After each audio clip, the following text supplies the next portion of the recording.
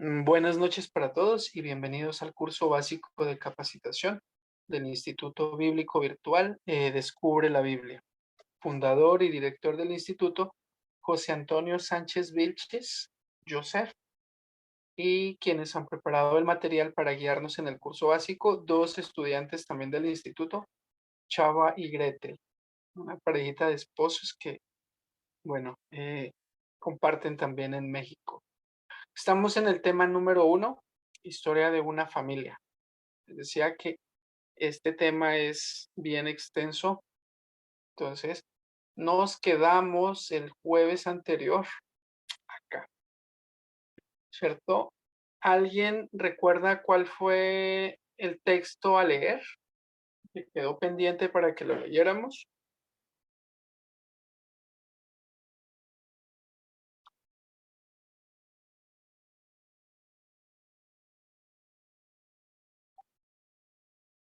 No. Bueno, quedamos pendientes primera de Samuel 8, exactamente. Entonces arrancamos por acá. Y se aconteció que habiendo Samuel envejecido, ¿cierto? Ya estaba ancianito, puso a sus dos hijos por jueces sobre Israel. Pues él esperaba que estos muchachos siguieran con su tarea. Dice, y el nombre de su primogénito fue Joel y el del segundo, Abías. Y eran jueces en Beersheba.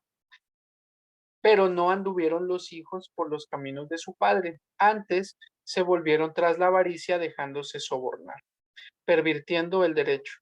Entonces los ancianos, los líderes de familia, se reunieron y vinieron a Ramá a ver a Samuel y le dijeron, tú te has envejecido y tus hijos no andan en tus caminos, por tanto, constitúyenos ahora un rey para que nos juzgue,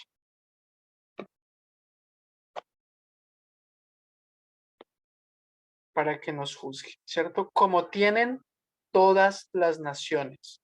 Pero no agradó a Samuel esta palabra que dijeron, danos un rey que nos juzgue. Mas Samuel le oró al Señor y el Señor le dijo a Samuel, oye la voz del pueblo en lo que te digan, porque Samuel no te están desechando a ti, sino a mí me han desechado, para que no reines sobre ellos. Así como o conforme a todas las obras que han hecho desde el día que los saqué de Egipto hasta hoy, dejándome a mí y sirviendo a ídolos, a dioses ajenos. Así hacen también contigo. Ahora pues oye su voz, mas protesta solemnemente contra ellos y muéstrales cómo les tratará el rey que reinará sobre ellos. Y bueno, pues aquí parece al Señor no le sorprende que el pueblo le pida un rey. Si antes le dice a Samuel, escúchalos. Sin embargo, aclárales cómo los va a tratar el rey que pongan sobre ellos. Refirió Samuel todas las palabras del Señor al pueblo que le había pedido rey. Y dijo, pues, así hará el rey que reinará sobre ustedes. Ese rey tomará a sus hijos y los pondrá en sus carros y en su gente de a caballo para que corran delante de su carro.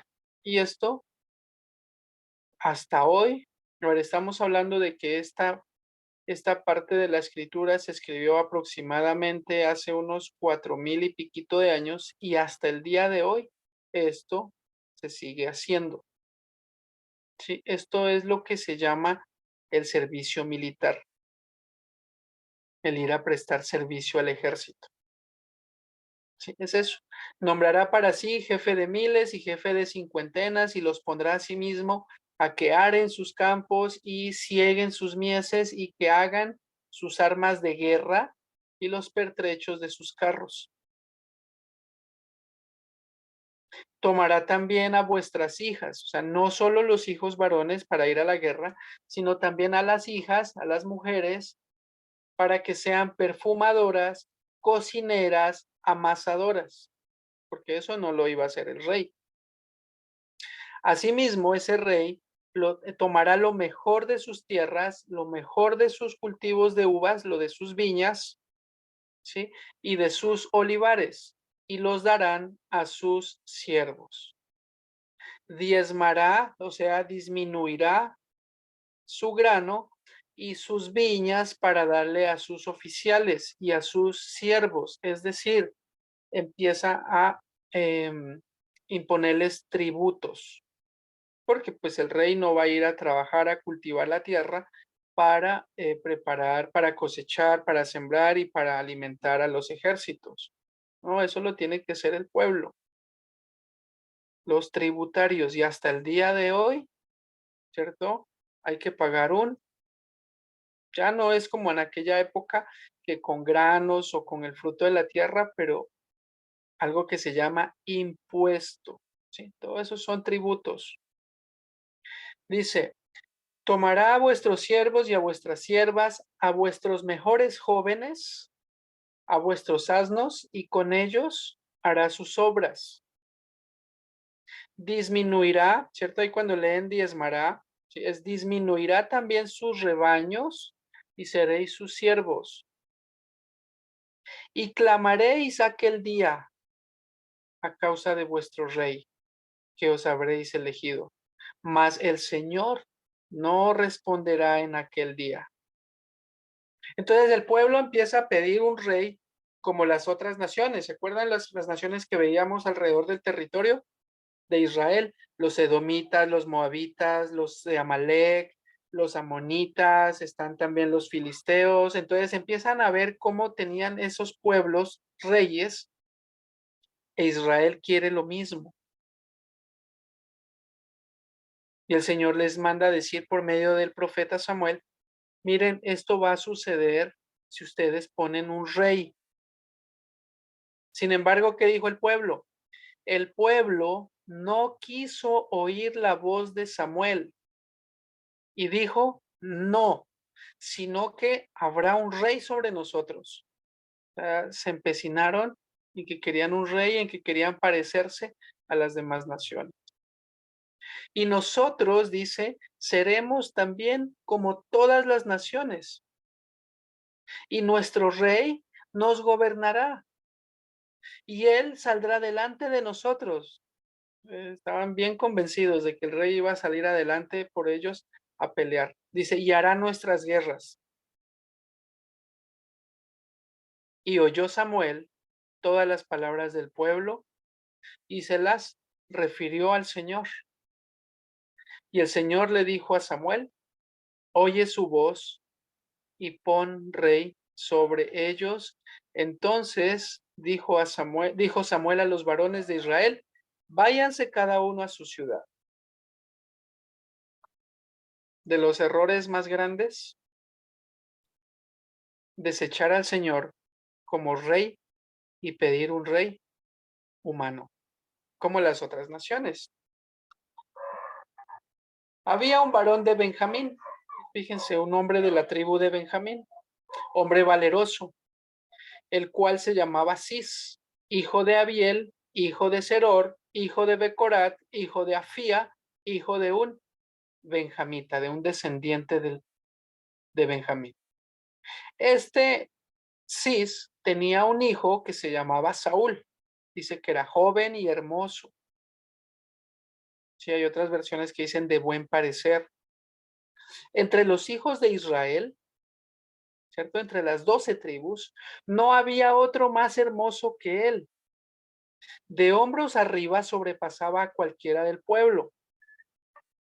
Entonces quiere decir que este muchacho era alto y que el más alto de los de las tribus le llegaba hasta los hombros. Él era muchísimo más alto, le llevaba una cabeza por encima. Y se le habían perdido las asnas de Cis, el padre de Saúl. Sí, y va y sale a buscar Saúl a las asnas. Llega a una ciudad, van a buscar al profeta para que les diga dónde estaban las asnas. Y ahí es donde unge el profeta Samuel a Saúl. Sí, ahí es donde lo unge. Un día antes de que Saúl viniese, el Señor le había revelado a Samuel y le dijo: mañana a esta misma hora yo enviaré a ti un varón de la tierra de Benjamín, al cual ungirás, ¿sí?, como príncipe sobre mi pueblo Israel, y salvará a mi pueblo de la mano de los filisteos, porque yo he mirado a mi pueblo por cuanto, dice, su clamor ha llegado hasta mí. Y luego de que Samuel vio a Saúl, el Señor le dijo: he aquí, este es el varón del cual te hablé, este gobernará mi pueblo. Y lo unge, ¿sí? Y ahí está el primer rey del pueblo de Israel, es el rey Saúl, y lo acabamos de ver, de la tribu de Benjamín. Gobierna el rey Saúl, y luego el Señor levanta al rey David. ¿De qué tribu es el rey David? De la tribu de Judá.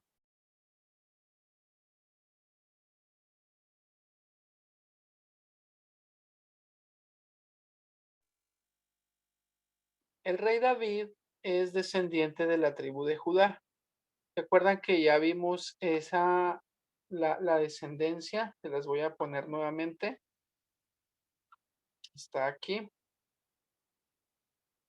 Aquí está el rey David, ¿cierto? Que es hijo de Isaí, que es hijo de Obed, que es hijo de Booz, y así, y llegamos arriba a donde son hijos de Fares, que es hijo de Judá. Y este hijo, o estos mellizos o gemelos que tuvo Judá fueron con su nuera Tamar. ¿Recuerdan que Judá tenía 3 hijos? El mayor se casó con Tamar, sin embargo, tenía un mal comportamiento y dice que el Señor lo quitó. Entonces venía el segundo hijo, se casó con Tamar y también hizo algo malo, no quería darle descendencia porque es ley del Señor que si en este caso el hermano mayor muere y no deja descendencia, esta chica o esta mujer, la esposa del hermano mayor, se debe casar con el siguiente hermano para levantar descendencia. El primer hijo que nazca de ellos dos sería hijo del descendiente del fallecido. Y dice que el segundo hijo de Judá, dice que no quería que Tamar quedara embarazada. Si dice la escritura, pues la traducción dice vertía en tierra. Entonces no le agradó eso al Señor y también lo quitó. Y Judá no le quiso dar al menor. Le envió a esta muchacha a la casa de sus papás y no le quiso dar el menor porque pues todos sus hijos estaban muriendo. Y bueno, luego se queda viudo Judá y de ahí es donde nace Fares y Sera. Y de ahí viene la descendencia al rey David. Entonces el rey David es de la tribu de Judá. Después del rey David viene el rey Salomón. Sí, el rey Salomón. Y ahí tarea, por si no lo sabían o si lo saben. ¿Cuál era el nombre del rey Salomón? Dios le dio, antes de que le pusieran Salomón, le dio también otro nombre. Viene el rey Salomón, gobierna también, y luego viene su hijo, el rey Roboam. Y ya del rey David en adelante, pues al ser descendientes, todos corresponden, todos pertenecen a la tribu de Judá.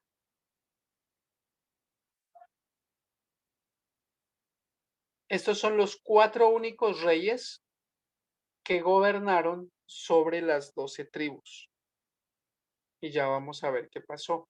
Hasta aquí hasta este punto, ¿cómo llama el Señor bíblicamente a su pueblo? Nombres que Dios, o nombres de cómo Dios le llama a su pueblo. Las 12 tribus, sí, uno de los nombres. Israel, mi pueblo, mi especial tesoro, mis ovejas, la niña de mis ojos, mi rebaño, la esposa, la novia, la amada o mi amada, la virgen, las hermanas, su congregación, la vid, ¿sí? Y también aquí se usa un término que es iglesia. Y la iglesia, pues ya más adelante veremos a qué se refiere con eso de la iglesia. Hasta aquí todo el Señor, mientras están los reyes gobernando, mientras habían los jueces, mientras estaba Josué liderando, mientras estaba Moisés también liderando. Así es como el Señor llamaba a su pueblo, ¿sí? Las 12 tribus. Para el Señor, su pueblo son 12 tribus. Para el Señor, su pueblo se llama Israel, ¿sí? Que es el que vence con Dios, o el que lucha con Dios, o el gobernado por Dios. Si escuchas tú mi voz y guardas mis mandamientos y obedeces mis instrucciones, mis decretos, mis estatutos, seréis mi especial tesoro sobre todas las naciones de la tierra. Sí, eso está ahí escrito. Entonces el Señor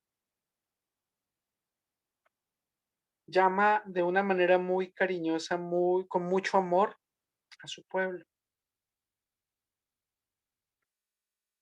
Vamos a empezar a trabajar hoy. ¿Recuerdan que al principio les decía que necesitábamos o que íbamos a utilizar un medio pliego de cartulina o en una hoja grande? Y vamos a empezar a trabajar un vamos a empezar por la parte superior de la cartulina. Si gustan,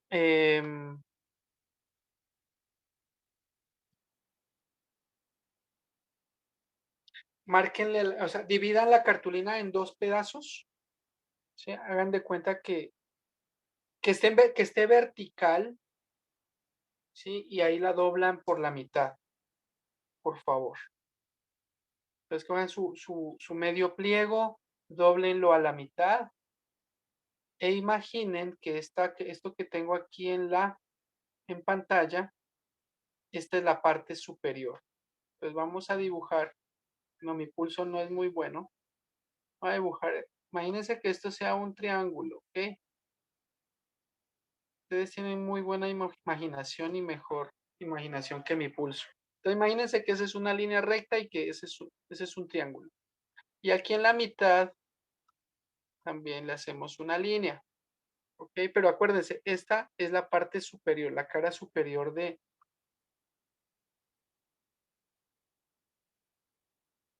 de su cartulina. Y vamos a empezar a diligenciarlo así como les aparezca aquí. Tal cual les aparezca en pantalla, así en ese mismo orden, traten de ir llenando o su cartulina o si no tienen cartulina, entonces cojan su cuaderno de apuntes y traten de hacerlo de la mejor manera. Y luego pásenlo a una cartulina. Es muy útil el ejercicio de tener en una cartulina para practicar y para ir memorizando toda la información que vamos a ver. Entonces, ahí empezamos. Primer cuadrito en la parte superior derecha. Los únicos 4 reyes de las 12 tribus que gobernaron un periodo de 120 años en total, sobre las 12 tribus. Eso no se nos puede olvidar. Sobre las 12 tribus gobernaron solamente 4 reyes, en un periodo total de 120 años. Vamos a ver quiénes son esos reyes. Ya vimos que el primero, el rey Saúl, de la tribu de Benjamín. De hecho, la tribu de Benjamín es la más pequeña, ¿no?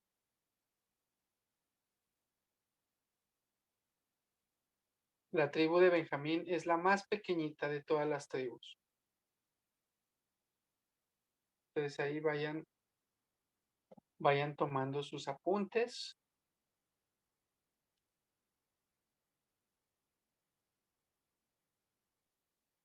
El segundo rey sobre las 12 tribus, el rey David. El rey Saúl, el primer rey de la tribu de Benjamín, desobedeció. El Señor le mandó a hacer una tarea y el rey Saúl no la hizo. Entonces viene el rey David. Vamos a irnos acá. Aquí ya ungió. El rey Saúl empezó muy bien. El Señor le dio las victorias, iba ganando, iba muy bien. Hasta que un día, aquí en el capítulo 15, primera de Samuel, capítulo 15, después Samuel le dijo a Saúl: el Señor me envió a que te ungiese por rey sobre su pueblo. Ahora pues, ponte atento, escucha, pilas, está atento a las palabras del Señor. Así ha dicho el Señor de los ejércitos: yo castigaré lo que hizo Amalec a Israel al oponérsele en el camino cuando subía de Egipto. Resulta que cuando iban subiendo de la tierra de Egipto e iban a la tierra prometida, tenían que pasar por Amalec. ¿Sí? ¿Se acuerdan que ahí está, veíamos en el mapa Amalec? Tenían que pasar por ahí para no rodear toda la tierra. Entonces le enviaron emisarios a decirle al rey de Amalec que por favor los dejara pasar, que lo único que iban a hacer es pasar, que ni siquiera iban a tomar agua, e incluso que si tomaban agua, que ellos le iban a pagar, pero lo único que querían o que necesitaban en ese momento es pasar. ¿Dónde está escrito? Éxodo 17:8. Entonces vino Amalec y peleó contra Israel en Refidim. Y dijo Moisés a Josué: escógenos varones y sal a pelear contra Amalec mañana, y yo estaré sobre la cumbre del collado, y la vara de Dios en mi mano. E hizo Josué como le dijo Moisés, peleando contra Amalec, y Moisés y Aarón y Hur subieron a la cumbre del collado.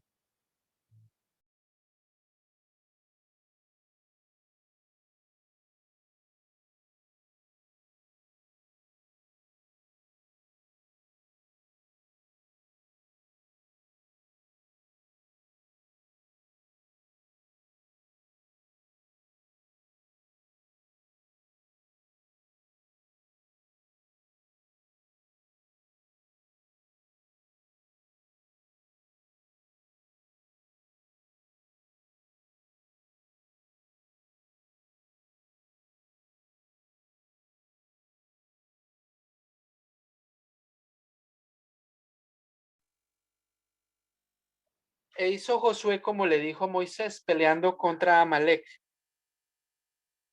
Y Moisés y Aarón y Hur subieron a la cumbre del collado.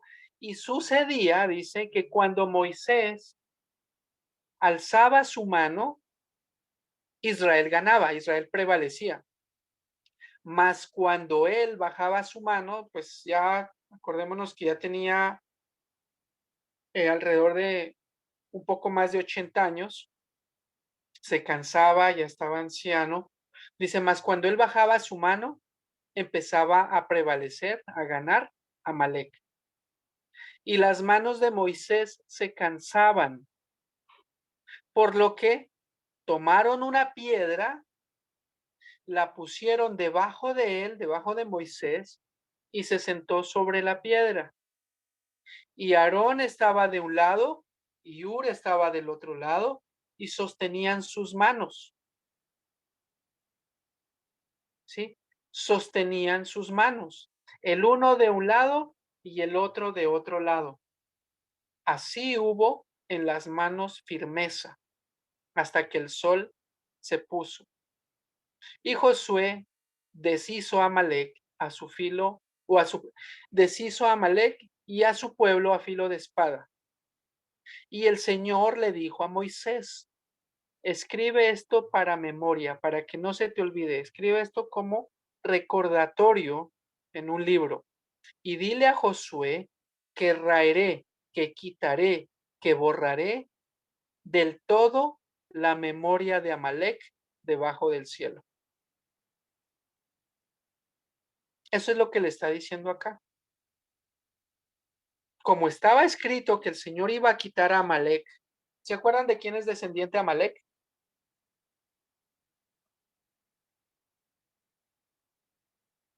¿Se acuerdan de quién veíamos también que era descendiente de alguien? ¿Se acuerdan de quién es el descendiente Amalek? Bueno, les queda como tarea. Amalek es descendiente de Esaú, que se mezcló con Ismael. Ve pues, le dice el Señor por medio de Samuel, ve pues, hiere a Amalek y destruye todo lo que tiene. No te apiades de él. Mata a hombres, mujeres, niños, aún los bebés, los de pecho, vacas, ovejas, camellos, asnos, acabe con todo. Y pues bueno, de pronto, si nosotros leemos así súper rápido, entonces diríamos que, bueno, pues el Señor es muy cruel, manda matar a los bebés, pero realmente el Señor lo que hace es mostrar misericordia hacia esos niños. Porque en últimas, ya lo dijo el Señor, ¿cierto? Jesús, Yeshua, ya lo dijo, dijo, dejen que los niños vengan a mí porque de ellos es el reino de los cielos. Pero ¿y entonces por qué los mata? Pensaríamos. Sí, hoy por hoy incluso te diría eso es un genocidio. No, lo que sucede es que los niños, mientras son niños, pues son seres inocentes. Y al crecer en ese entorno, y vamos a ver, ya más adelante vamos a ver qué es lo que dice de Amalek.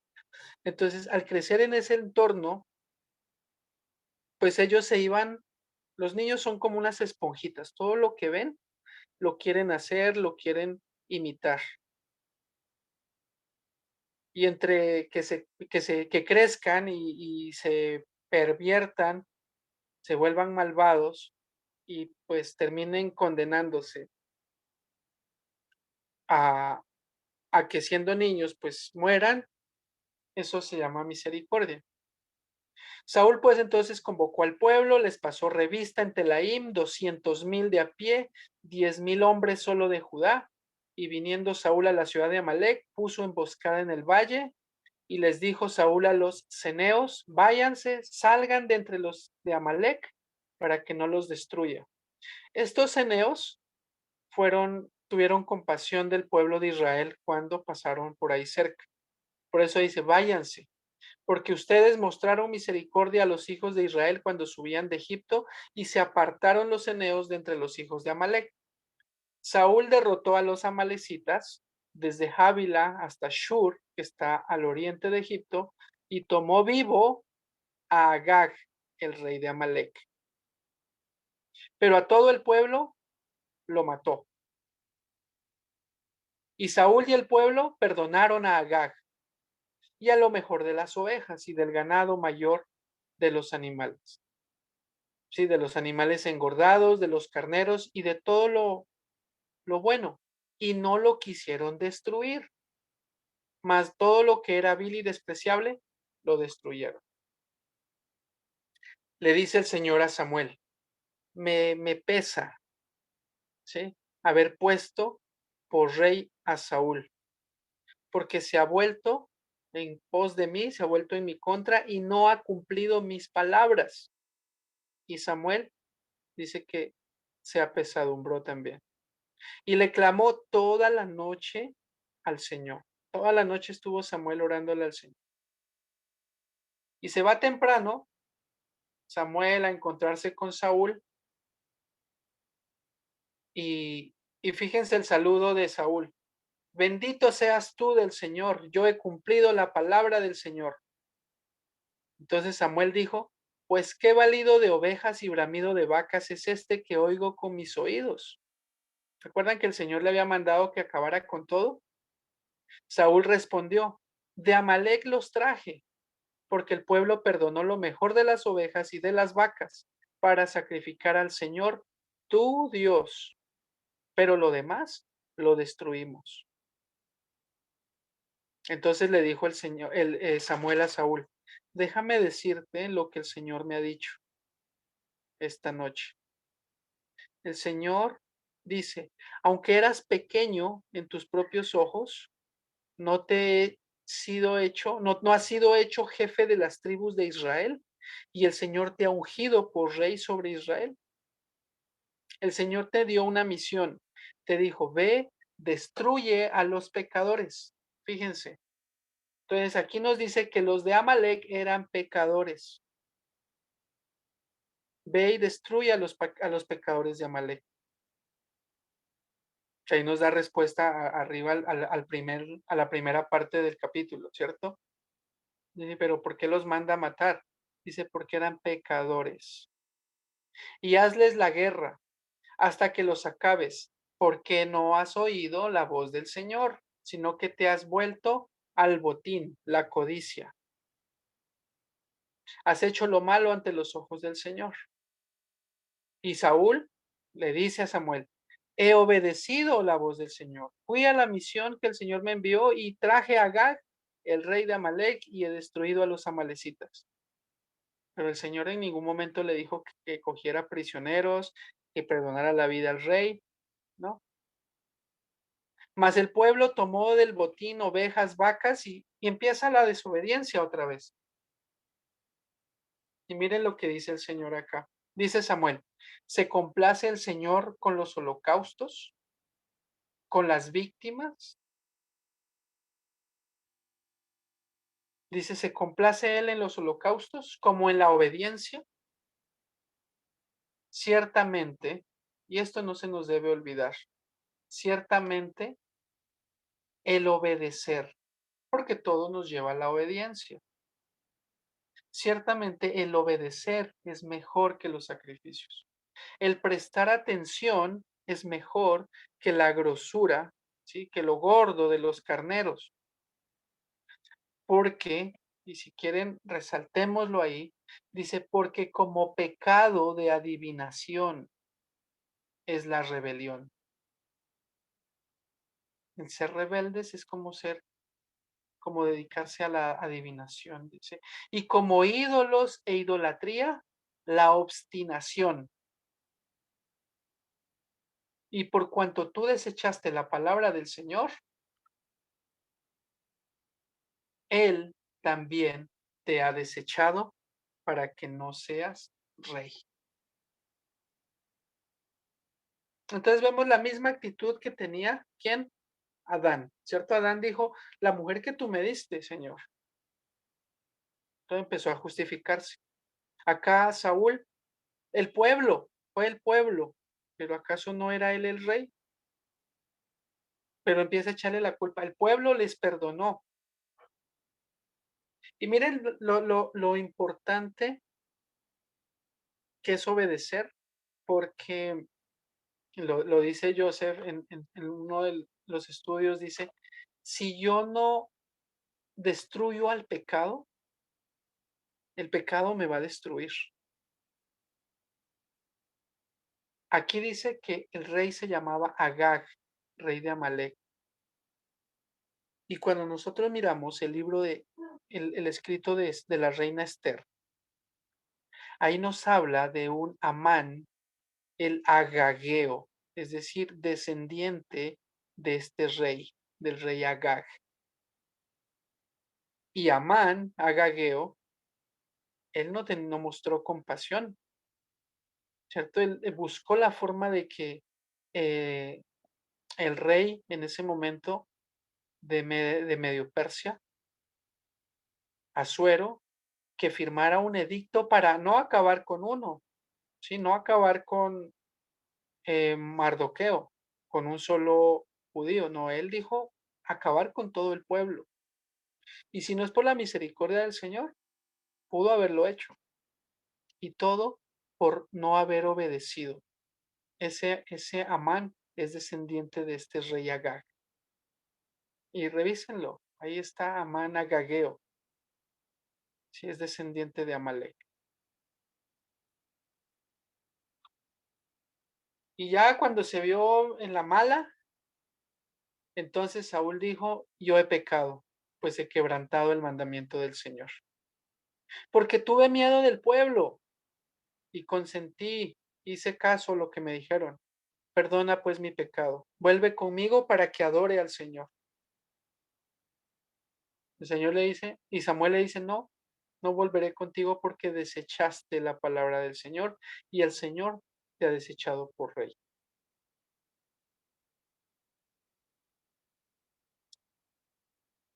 Se iba Samuel y el rey lo agarra de la punta del manto, ¿cierto? Un manto de oración, los que se cubrían desde la cabeza. Dice, y ese manto se rasgó. Y Samuel le dijo, el Señor ha rasgado hoy de ti el reino de Israel y lo ha dado a un prójimo tuyo menor que tú. Después le dijo, tráeme al rey Agag, o tráeme a Agag, el rey de Amalek.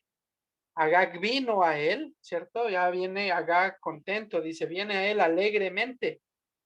Y dijo, ciertamente ya pasó la amargura.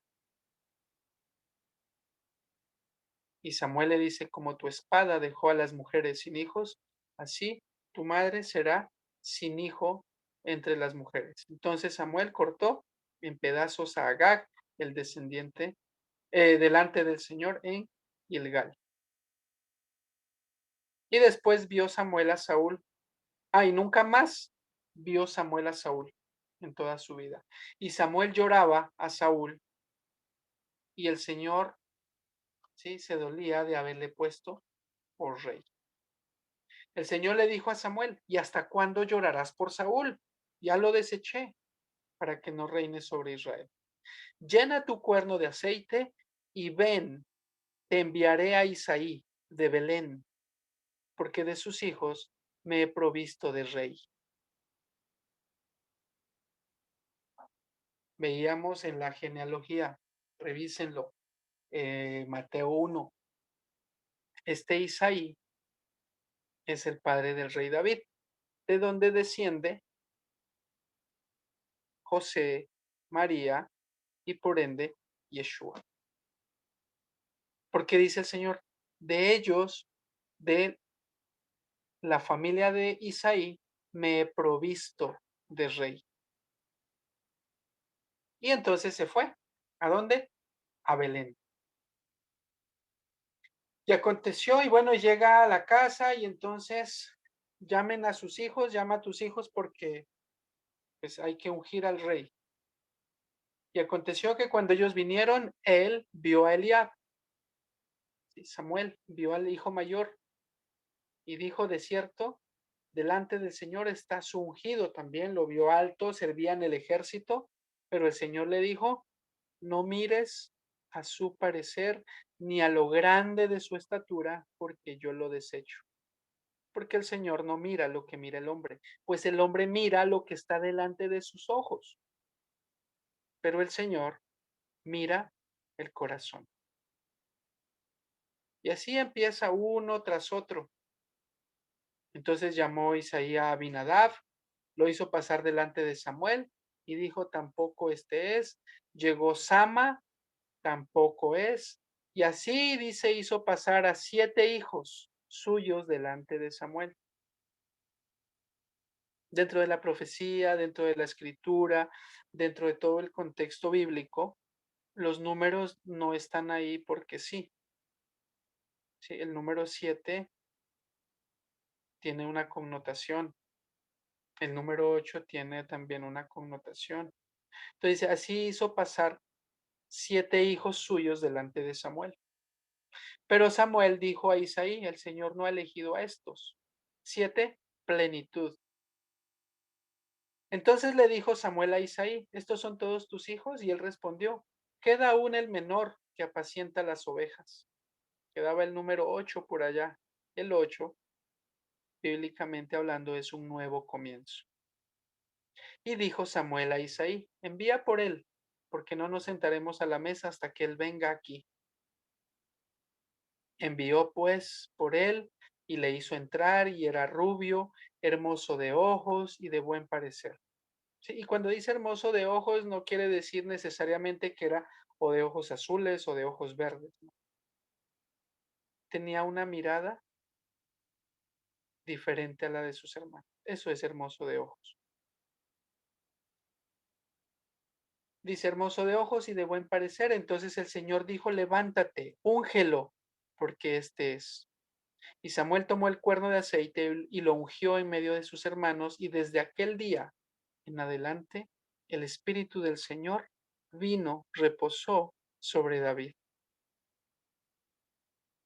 Y en el 14 dice, y el Espíritu del Señor se apartó de Saúl, que se apartó de Saúl, el Señor, y se posó sobre David. Y el Señor dice, envió, ¿cierto? Porque dice, y le atormentaba un espíritu malo de parte del Señor. Y si nosotros leemos la escritura, vamos viendo cómo, ya lo leímos, al Señor le agrada la obediencia. Entonces viene Saúl, desobedece, lo quita. Lo quita de su lugar el Señor. Unge al rey David.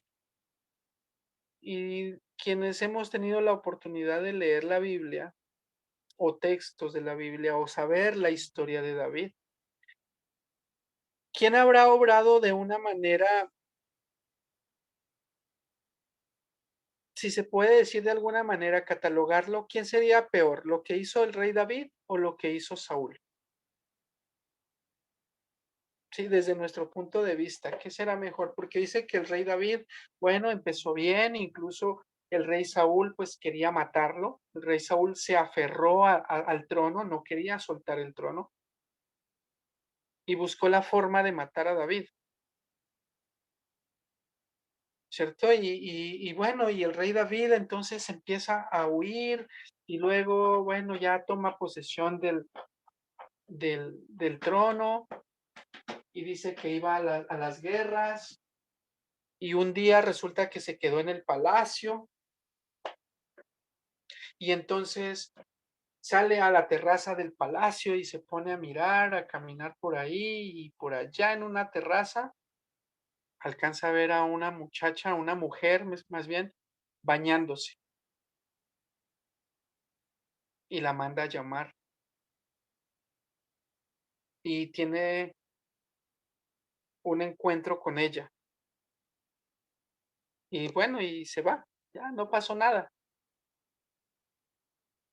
Y resulta que días después esta mujer le envía a decir al rey, estoy embarazada. Y entonces, ¿qué hacemos? ¿Y el rey qué hace? Pues la fácil, ¿cierto? Manda a llamar al esposo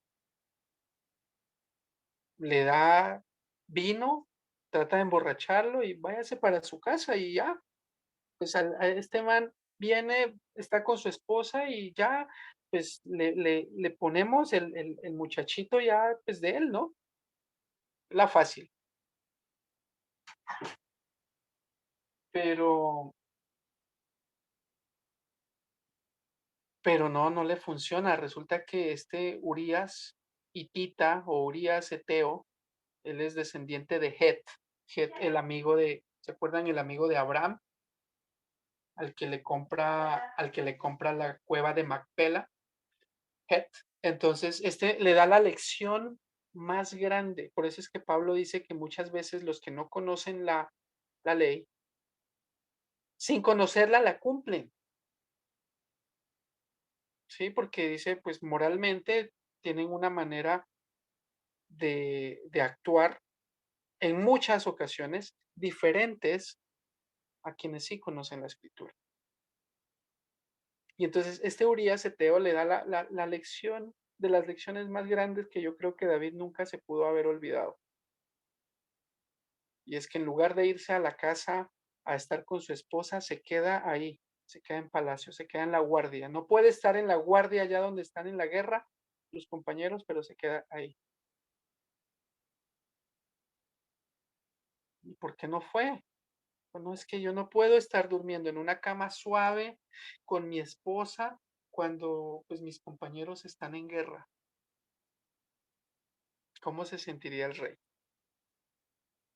Y bueno, y entonces empieza a hacer otras cosas el rey para tratar de que Urías esté con su mujer, pero ninguna de ellas le funciona.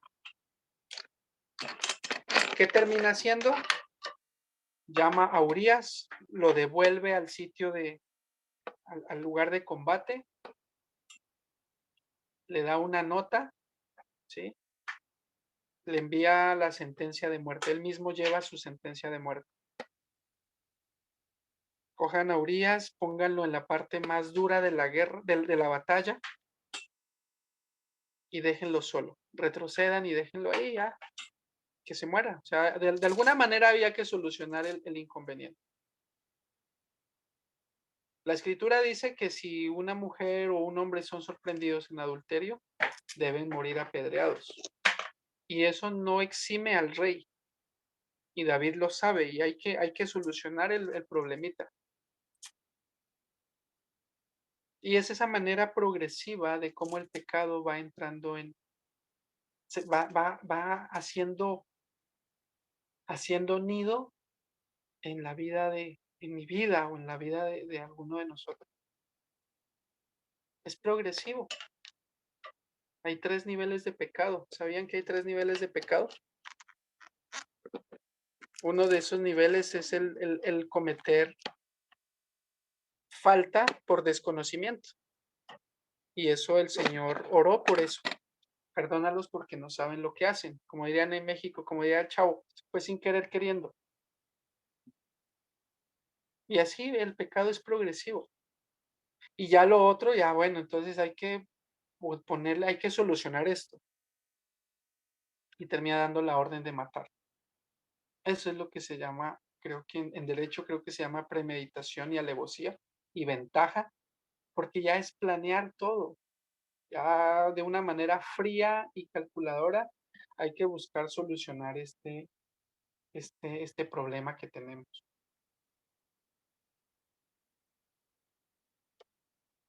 Y ahí está David. Y entonces ya muere Urias, entonces pasan los días de luto de esta mujer y, y tráiganla a vivir conmigo. Y fíjense cómo de una cosita, de estar en el palacio, se convirtió en una cosa impresionantemente grande, ¿no? Y bueno, y entonces, ¿ahora qué hay que hacer? Bueno, pues ya nació el bebé, pero se enferma, el bebé termina muriendo una vez más, el justo por el injusto. Un bebé inocente termina muriendo por el pecado que cometió David. Y el Señor muestra su misericordia de tal manera que manda al profeta. Vaya y dígale al profeta que mire, al rey, y pues claro, muy seguramente o posiblemente el profeta pues iba asustado, porque ¿cómo le digo yo al rey que venga, rey David, usted por qué hizo eso? Me mata. ¿Cómo le digo yo al rey eso? Pero el Señor en su misericordia le envía por medio de una parábola, ¿no? Habían dos hombres en una ciudad. Uno tenía muchas ovejas y vacas y ganado, pero había otro que tenía una corderita y la cuidaba, dice, la abrigaba, la alimentaba. Era su única corderita. Y viene un extraño a visitar al adinerado. Y el adinerado, en lugar de sacar de sus animales, de su ganado, ¿no? Se antojó de la corderita que tenía el hombre, de la única corderita que tenía este otro hombre, y se la quitó. Y como somos muy ligeros para juzgar y para señalar, ¿verdad? Porque en esa parte sí somos muy, muy hábiles, o al menos lo digo por mí, ¿cierto? Somos muy dados a pedir misericordia para mí, pero juicio para los demás. El rey inmediatamente, ese hombre debe pagar y aparte de eso debe morir por lo que ha hecho. Ese hombre eres tú.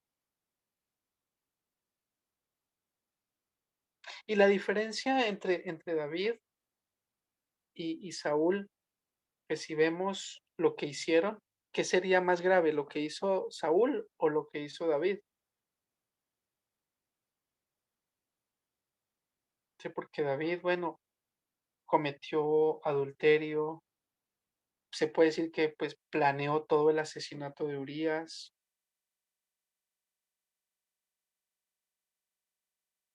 pues y Saúl, pues lo único que hizo fue perdonarle la vida al rey Agag.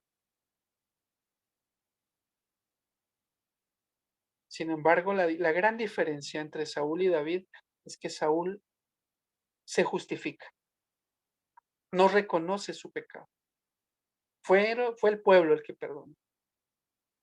En cambio, el rey David, cuando le dice, ese hombre eres tú, yo cierro mis ojos y me lo imagino cayendo de rodillas y reconociendo, o sea, ya no había escapatoria. Sí, yo he pecado, pero Señor, no apartes de mí tu Santo Espíritu. ¿Cierto? Él ya vio lo que le estaba pasando a Saúl, dice que lo atormentaba. No, no, no apartes tu presencia de mí. Y empieza el rey David, vemos en la escritura de los Salmos, cómo él eh, derrama su corazón y le clama por el perdón al Señor.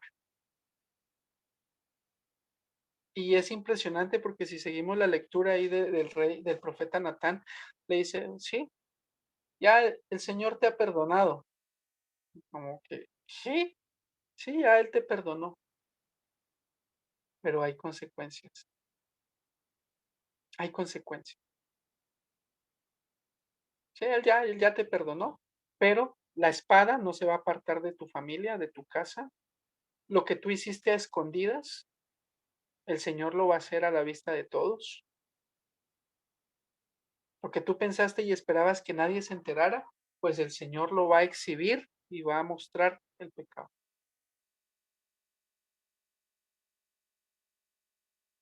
Y ya, pues de ahí en adelante, pues ya vemos, ¿no? David tiene más hijos. Primero, pues se le muere el bebé, luego le nacen otros. Entonces, entre ellos hay dos hermanos de papá y mamá, y hay otro que es medio hermano. ¿Verdad? Entonces, ahí tenemos a Absalón, que se enamora de la medio hermana, termina violándola.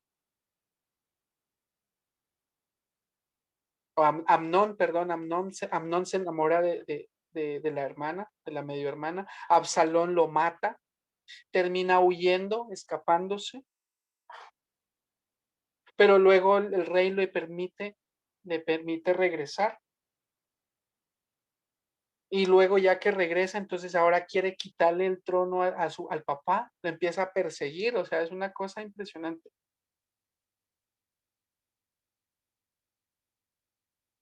Por eso es que la escritura dice que el rey David tiene un corazón conforme al corazón de Dios. Otra de las cosas que no hizo David, nunca adoró a otros dioses, siempre fue fiel y leal al Dios de Israel.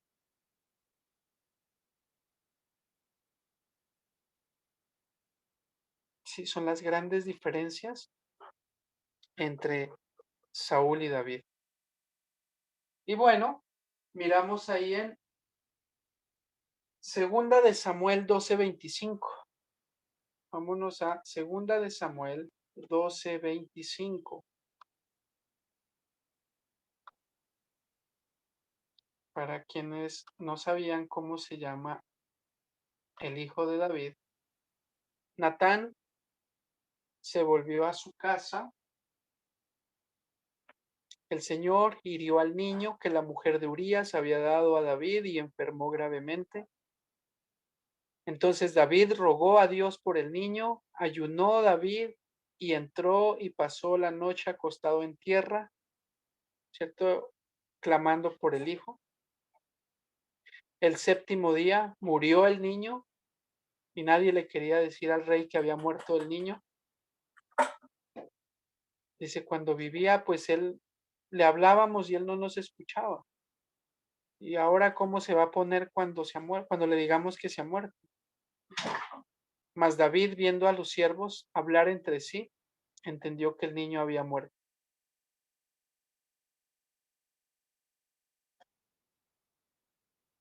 Por lo que David le dijo a sus siervos, ¿ha muerto el niño? Ellos le dijeron, ha muerto. Entonces David se levantó de la tierra, se lavó, se ungió, cambió sus ropas y entró en la casa del Señor y adoró. Después vino a su casa y pidió y le pusieron pan y comió. Y todos se quedaron, pues, ¿qué pasó? ¿Se murió y no está triste? Él respondió y dijo, cuando el niño vivía, yo ayunaba y lloraba y pensaba, ¿quién sabe si Dios tendrá compasión de mí y el niño vivirá? Mas ahora que ha muerto, ¿para qué ayuno? ¿Podré yo hacerle volver? Yo voy a él, mas él no volverá a mí. Y David consoló a Betsabé, su mujer, y llegándose a ella durmió con ella, y ella le dio a luz un hijo y llamó su nombre Salomón, al cual amó el Señor, y envió un mensaje por medio del profeta Natán, y así llamó su nombre Yedidía. ¿Sí? Ese es el nombre que le dio a Salomón, Yedidía. ¿Qué significa Yedidía? Amado del Señor.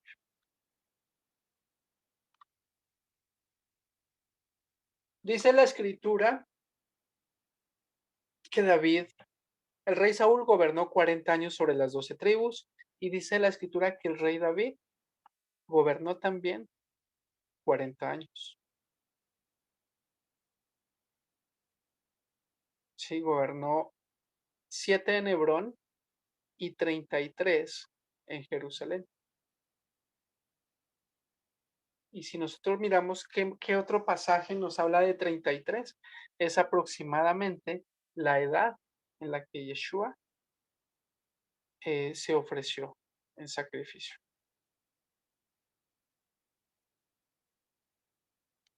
Tercer rey, el rey Salomón, hijo de David, de la tribu de Judá. Cada uno de ellos gobernó 40 años. Y el hijo del rey Salomón, Roboam. Entonces, Saúl, 40 años, David, 40 años, Salomón, 40 años. Ahí están los 120 años. ¿Cuánto tiempo gobernó el rey Roboam? Entonces les decía, miren, aquí está más o menos el triangulito. Esta es la parte superior de la cartulina que les decía. Ahora vamos a ver qué nos dice Primera de Reyes 11:11. En Primera de Reyes 11:11 se anuncia eh, que el rey Salomón recibe el mensaje del Señor de que se iba a dividir el reino.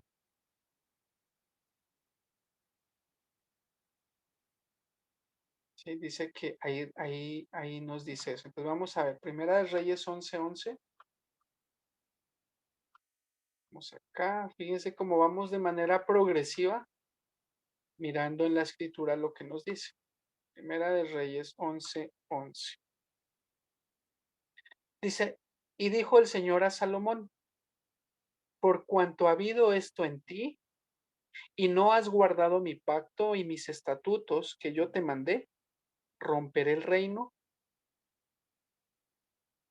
o romperé de ti el reino y lo entregaré a tu siervo.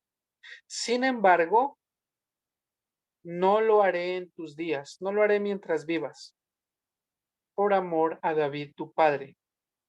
Lo romperé de la mano de tu hijo, pero no romperé todo el reino, sino que le daré una tribu a tu hijo, por amor a David mi siervo, y por amor a Jerusalén, la cual yo he escogido.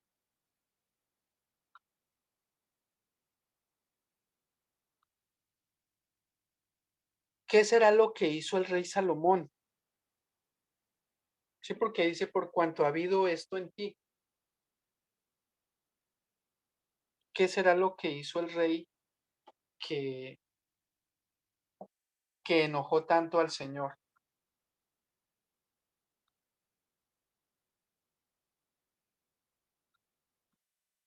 ¿Qué será lo que hizo él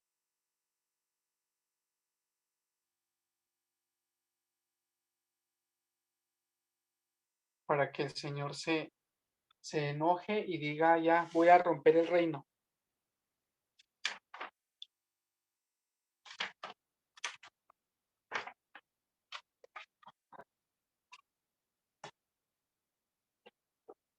Vámonos a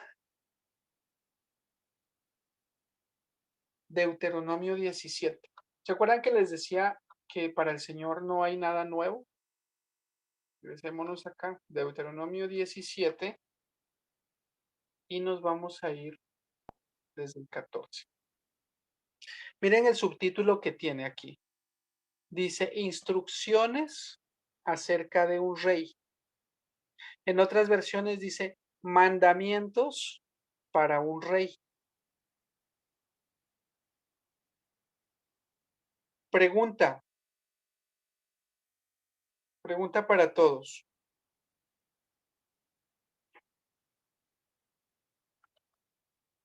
Pregunta para todos. ¿Cuánto tiempo había pasado desde que escribió Moisés esto hasta la época de Salomón? ¿Cuánto había pasado?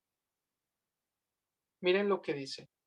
Cuando hayas entrado en la tierra que el Señor tu Dios te da, y cuando tomes posesión de ella y la habites, y digas, pondré un rey sobre mí, como todas las naciones que están en mis alrededores. ¿Cuánto tiempo había pasado desde que el Señor dijo esto hasta cuando el pueblo se lo dijo a Samuel? Julián nos dice que mínimo 120 años, ¿ok? ¿Cuál es el cálculo para sacar esos 120 años, Julián? A ver, te voy a habilitar el micrófono.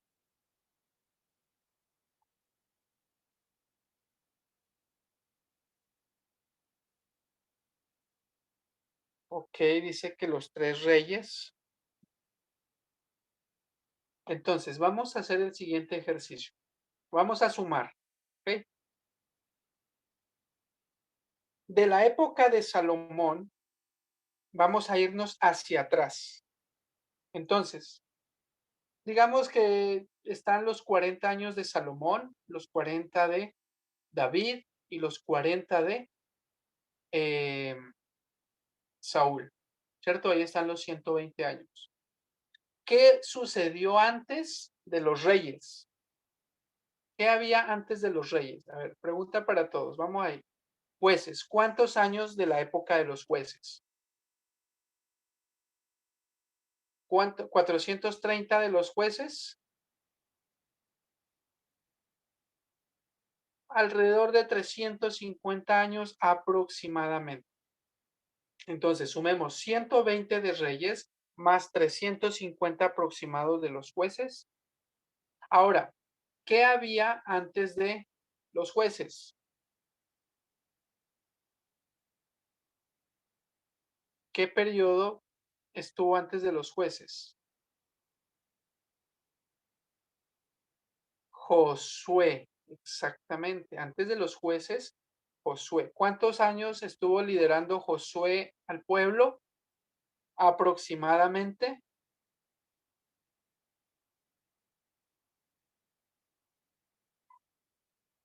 Él estuvo aproximadamente alrededor de unos 20 años, estuvo guiando de 15 a 20 años, estuvo más o menos Josué. Y de ahí hacia atrás, ¿cuál fue el siguiente? ¿Cuál fue el periodo anterior a Josué? Moisés, exactamente. ¿Cuántos años de Moisés? 40, eso. Entonces ya tenemos, fíjense, solamente con lo que hemos visto, entonces ya tenemos, suma, 40 de Moisés, entre 15 a 20 de Josué, más 350 de jueces, más 120 de reyes, un aproximado de 530 años. Entonces, podríamos decir que 500 años antes, ¿sí? De 500 a 530 años antes, ¿sí? Es más, quitémosle los 120 años, porque es que estamos hablando de la época de Samuel. Entonces quitémosle los 100, todavía no había rey. Entonces son menos 120 años. 410, alrededor de 400 años antes, ya el Señor había dejado por escrito esto. Y es de una manera casi que literal de cómo le pidió el pueblo. ¿Se acuerdan? Mire, si yo le cliqueo aquí, me muestra primera de Samuel 8 y le piden lo mismo. Constitúyenos un rey que nos juzgue como tienen todas las naciones. ¿Sí?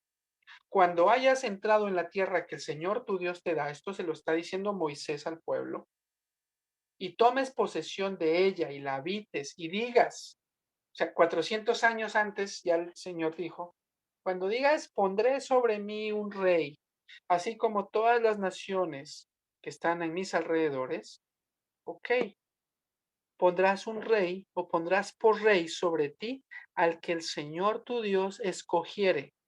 No era cualquiera, era el que el Señor escogiera. De entre tus hermanos, es decir, de entre las 12 tribus, no podía ser un extranjero. De entre tus hermanos pondrás rey sobre ti. No podrás poner sobre ti a hombre extranjero que no sea tu hermano, que no sea de las 12 tribus, que no sea israelita. Pero él, es decir, el rey, no aumentará para sí caballos, no hará volver al pueblo a Egipto con el fin de aumentar caballos. No puede decir, váyanse a Egipto a comprar caballos. No, porque el Señor ha dicho, no vuelvan nunca por ese camino. Y diríamos, bueno, ¿y por qué caballos? En esa época los carros de guerra eran jalados por caballos. Y entre más caballos tenía, pues podía hacerse más carros de guerra y ya empezaba a confiar en su poder. Empezaba a confiar en sí mismo, no en que el Señor es el que luchaba por ellos, no. Ahora yo tengo y yo soy, ¿sí? Y hoy por hoy, fíjense que hoy por hoy, dice Eclesiastés que no hay nada nuevo debajo del sol. Hoy por hoy, las naciones piensan no, y están seguras de que entre su ejército, entre su poder militar sea más grande y más sofisticado, están más seguros, ¿sí? Se sienten más seguros. Así ha sido a lo largo de la historia. En aquella época, pues era la caballería. Dice, y no tomarán para sí muchas mujeres, para que su corazón no se desvíe. Ni plata ni oro amontonarán para sí en abundancia. Y cuando se siente sobre el trono de su reino, entonces escribirá para sí en un libro una copia de esta ley, del original que está al cuidado de los sacerdotes levitas. Dice en la escritura, dice el apóstol Pedro, que somos una nación santa. ¿Sí? Santo es apartado. Somos un real sacerdocio. Somos un linaje escogido, que somos reyes, somos hechos reyes y sacerdotes. ¿Sí? ¿Lo han leído? Si somos hechos reyes y sacerdotes, ¿será que este mandamiento que está dando aquí el Señor nos aplica? El de escribir, el de hacer una copia, no coger, eh, copiar y pegar un copy-paste, sino que escribirlo de nuestro puño y de nuestra letra, dice escribir una copia de la ley, del original que está al cuidado de los levitas. Pues, hoy por hoy tenemos el privilegio de tener cada uno en nuestras casas, no tenemos que irnos a buscar un sacerdote levita para que nos preste una escritura y copiarla, ¿no? Ya tenemos el privilegio de que tenemos en diferentes versiones, tamaños de letra, colores, sí, en casa. Este mandamiento es para que lo hagamos y lo cumplamos. El copiar, dice la copia de la ley. Y no solo copiarla, dice, y lo tendrá consigo, esa copia, y leerá todos los días de su vida. ¿Para qué? Para que aprenda a temer. Y la palabra temer, si la revisamos en detalle, lo que quiere decir es para que aprenda a respetar al Señor su Dios.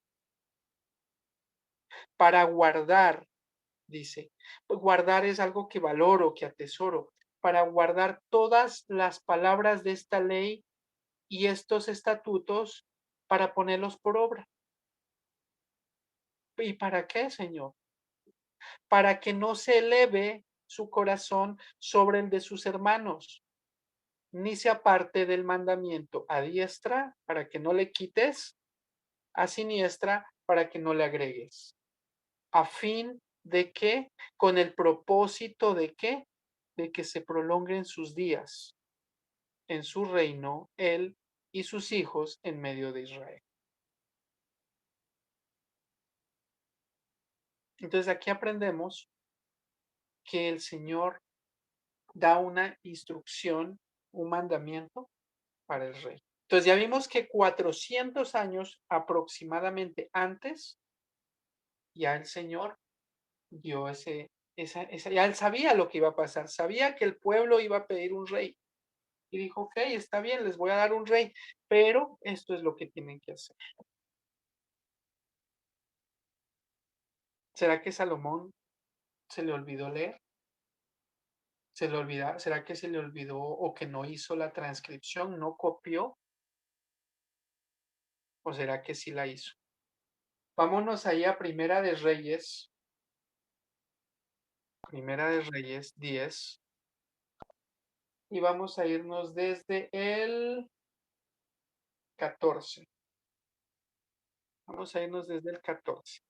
Y miren el subtítulo que tiene acá, riquezas y fama de Salomón. Lo podemos ver también aquí en Segunda de Crónicas 9 del 13 al 24. El peso del oro que Salomón tenía de renta cada año, solo de renta, de impuestos, sí, dice, de tributo, perdón, dice, era 666 talentos de oro. Si yo lo convierto, esto lo voy a poner en una, a ver, dice, fíjense lo que era. Cada año recibía 23,000 kilos de oro.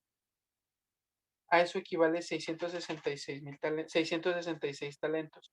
Equivale a 23,000 kilos de oro cada año. Me regreso donde estaba.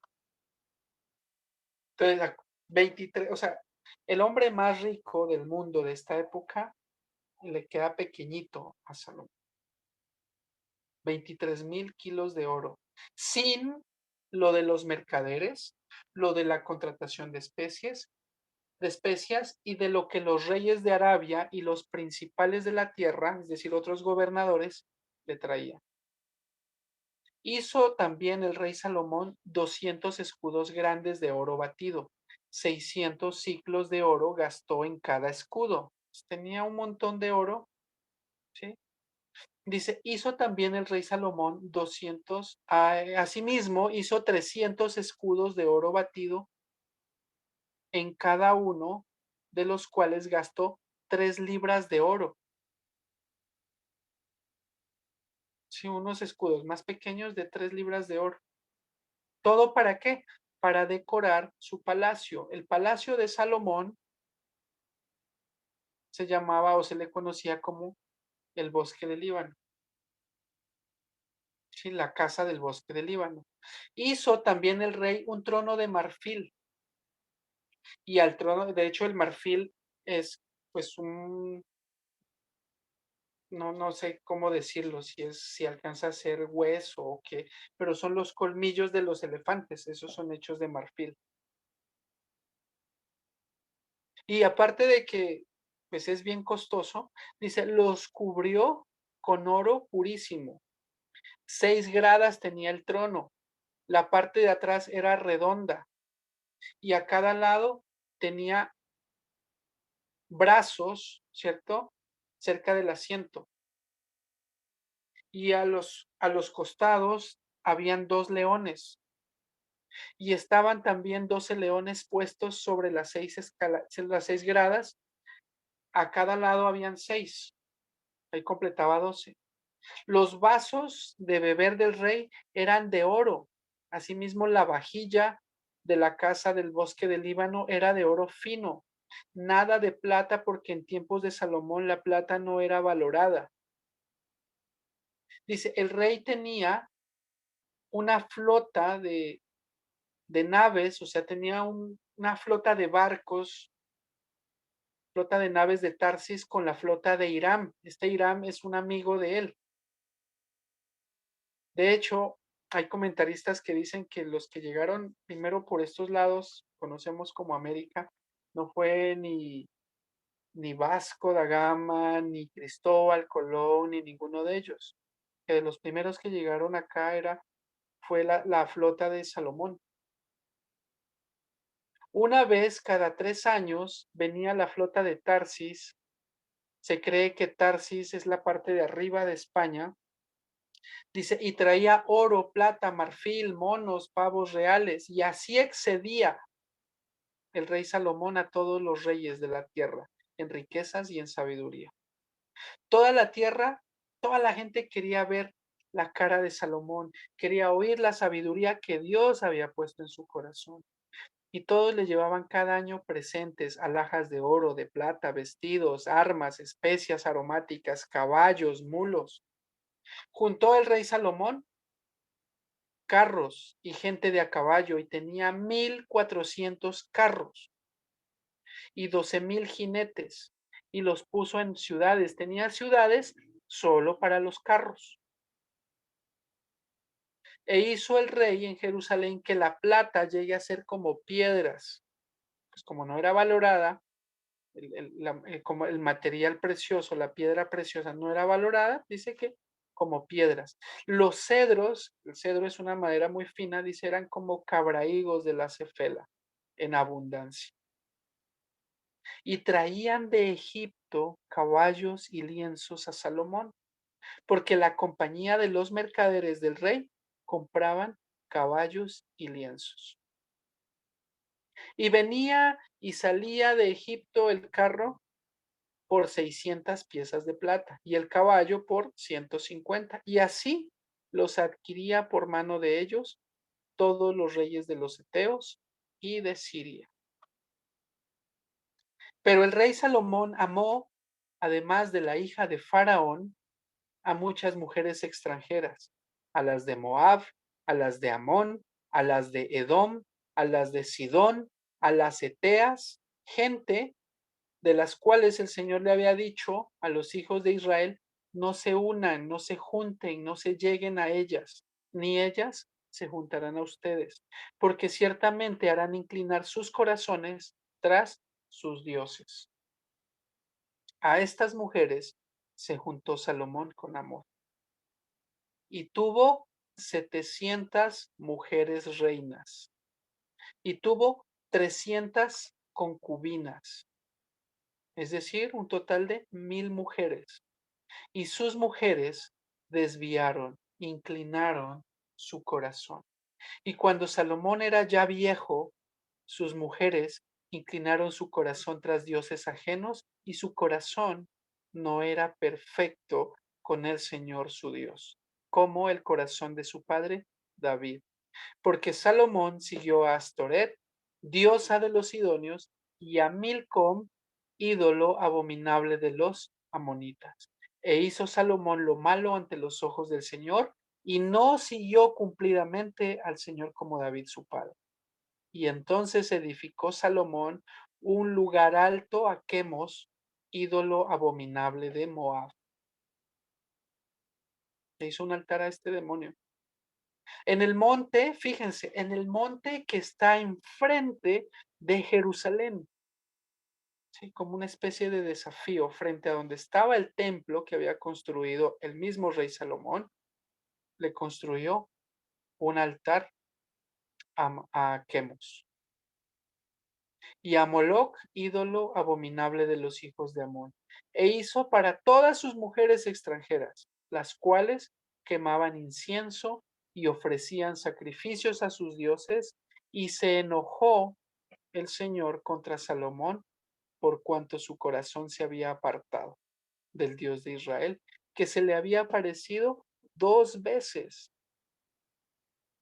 y que le había mandado acerca de esto que no siguiese a ídolos, a dioses ajenos, mas él no guardó lo que le mandó el Señor. Esto es lo que hizo y por eso el Señor ahí en Primera de Reyes 11:11 le dice que va a dividir el rey. Y entonces empieza a levantarles adversarios. Se levanta Hadad de Edom y empieza la gente a perseguirlo. Empieza, sí, es cierto que le empieza a caer el castillo de arena a Salomón, pero en el último tiempo ya Salomón escribe Eclesiastés. Sí, es cuando ya está, cuando está anciano, es que Salomón escribe Eclesiastés, después de que ha vivido, ha hecho y ha deshecho, escribe Eclesiastés. Dice, ¿cómo cierra Eclesiastés Salomón? El fin de todo el discurso oído es este: teme a Dios, guarda sus mandamientos, porque eso es el todo del hombre. Porque Dios traerá toda obra a juicio juntamente con toda cosa encubierta, sea buena o sea mala. Y si leemos Eclesiastés, pues ahí vemos cómo Salomón advierte y como él mismo dice, todo es vanidad, todo es humo, todo se desvanece. Y lo dice con me atrevería yo a decir con tal autoridad, porque él lo vivió. Un hombre que lo tuvo todo. Y ya veíamos al inicio de la lectura, ahí en Primera de Reyes 10. Mucho dinero. La reina de Saba, ¿sí? Desde África, sube hasta Jerusalén solamente para escuchar la sabiduría que Dios le había puesto.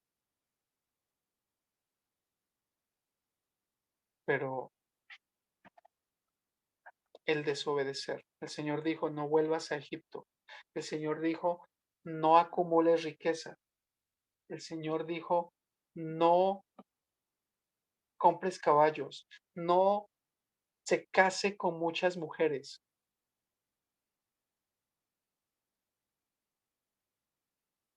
Yo no me atrevería a decir que él no hizo la copia de la ley, pero sí, quizá se le pasó, se le olvidó reflexionar en lo que ahí está escrito. Se le olvidaron las instrucciones para el rey. Y ahí en Primera de Reyes 10 desde el 14 podemos ver cómo se manifiesta todo lo que él hizo, es tristemente para no obedecerle al Señor.